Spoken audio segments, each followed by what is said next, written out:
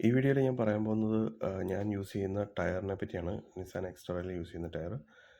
ഇതൊരു all terrain ടയറാണ്. ഡീസ്റ്റോണിൻ്റെ ഓൾ ടെറൈൻ ടയറാണ്.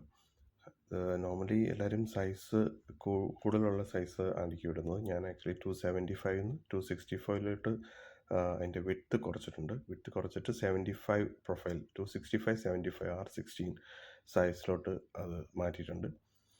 ഈ 265 എന്ന് പറയുന്നത് അതിൻ്റെ വിഡ്ത്താണ്. 75 എന്ന് പറയുന്നത് അതിൻ്റെ പ്രൊഫൈൽ ആണ്. പ്രൊഫൈൽ കൂടുതലും വിഡ്ത്ത് കുറച്ച് കുറവുള്ള ടൈപ്പ് ടയറാണ് ഞാൻ യൂസ് ചെയ്തേക്കുന്നത്.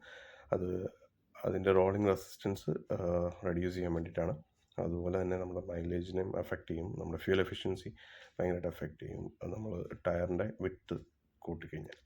അതുപോലെ ഡെസേർട്ട് കണ്ടീഷനിൽ നമുക്ക് കൂടുതൽ സൈഡ് പ്രൊഫൈൽ കൂടുതലുള്ള ടയേഴ്സാണ് ബെറ്റർ.